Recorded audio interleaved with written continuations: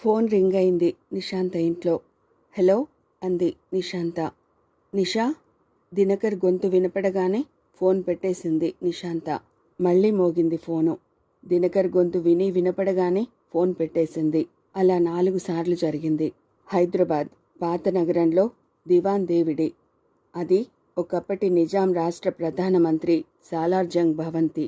అందులోనే చాలా కాలం పాటు సాలార్జంగ్ మ్యూజియం ఉండేది.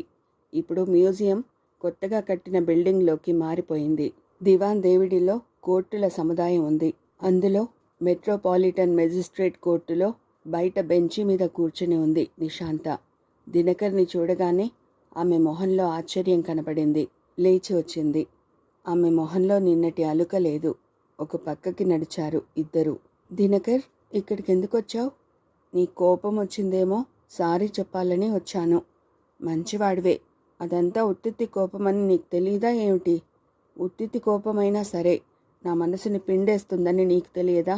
తదేకంగా అతని కళ్ళల్లోకి చూసింది నిశాంత. క్రమంగా ఆమె పెదవులు గులాబీ రేకుల్లా విచ్చుకున్నాయి.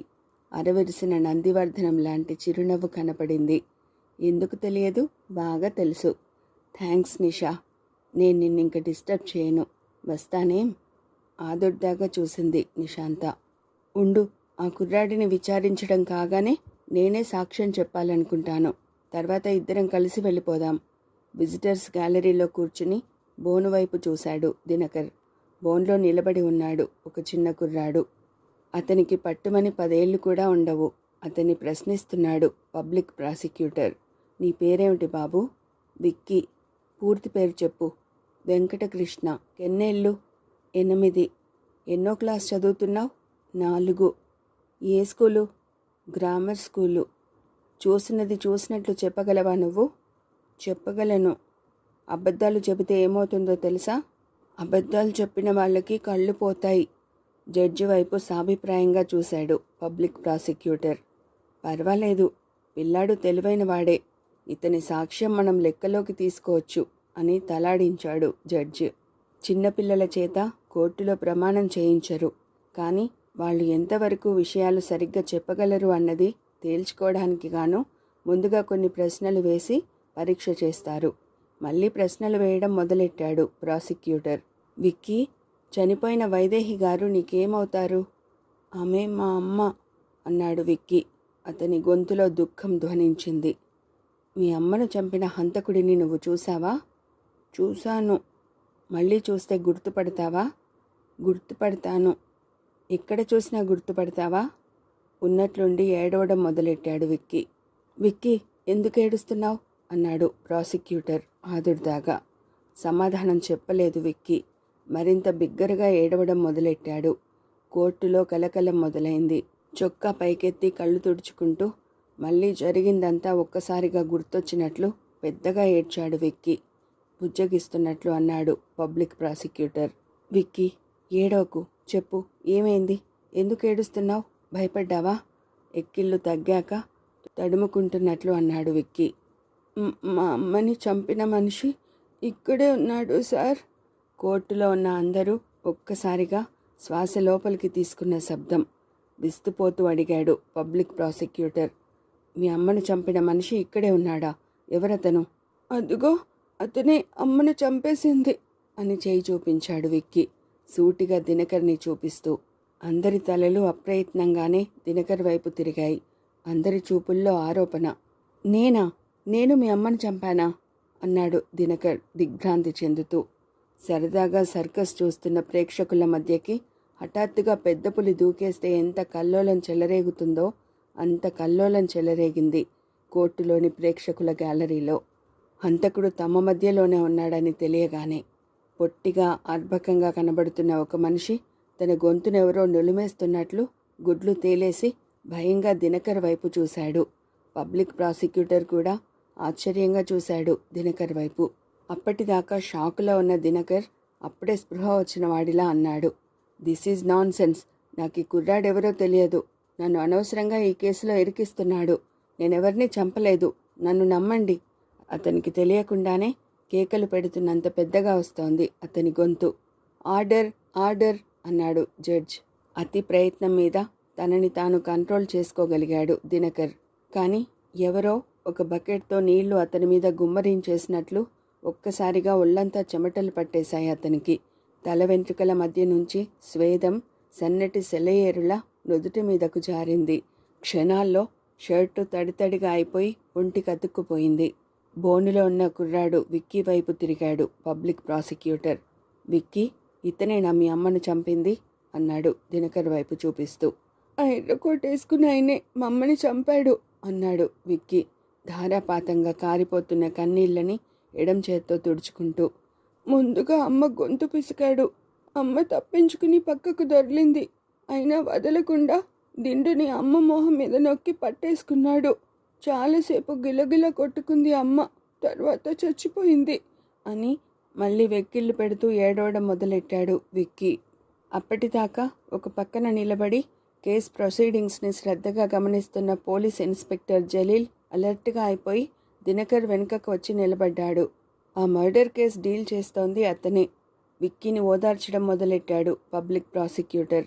ఏడోకు విక్కీ, మీ అమ్మని చంపేసిన వాడికి పెద్ద శిక్ష పడేటట్లు చూస్తాం మేము. జైల్లో పెట్టించేస్తాం. నీకేం భయం లేదు. కానీ నువ్వు జరిగింది జరిగినట్లు, చూసింది చూసినట్లు చెప్పాలి, సరేనా? ఇప్పుడు చెప్పు, ఇతనే మీ అమ్మని చంపాడని ఎలా అనుకుంటున్నావు? ఆ ఎర్రకోటు బాగా గుర్తు అన్నాడు విక్కీ.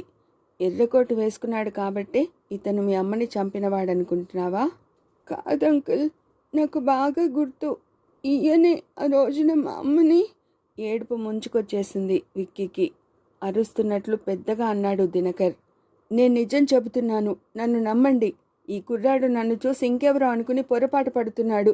ఎవరిని చంపవలసిన అవసరం నాకు లేదు.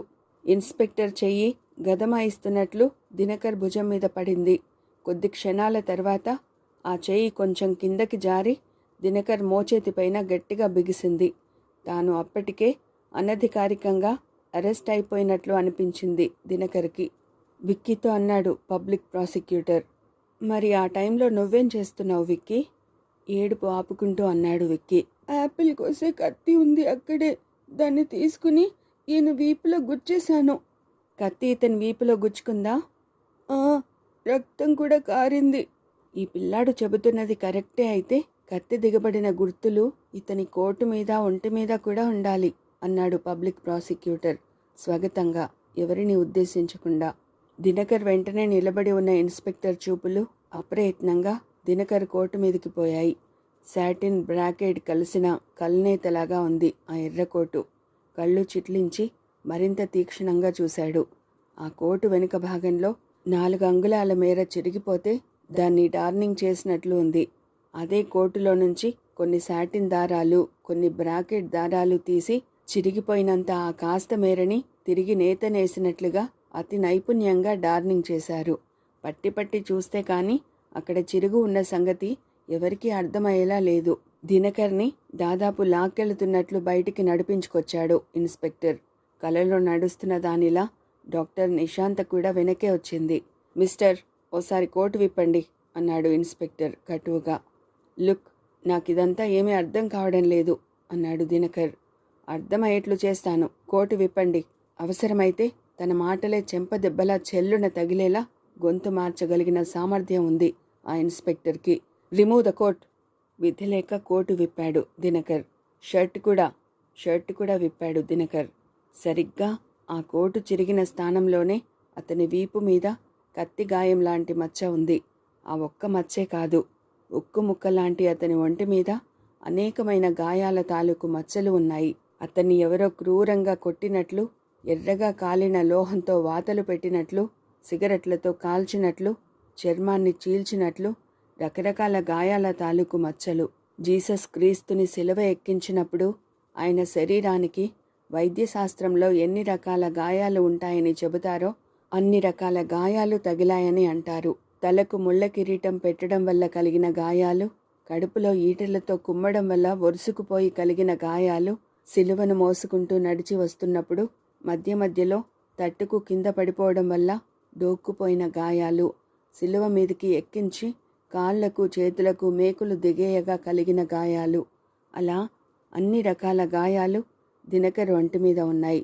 అతన్ని ఎవరో చిత్రవధ చేసి చంపడానికి ప్రయత్నించినట్లు అనిపిస్తోంది. ఆ గాయాలు చూస్తే నోట మాట రానట్లు అతని వైపు కళ్ళార్పకుండా చూస్తూ ఉండిపోయింది నిశాంత.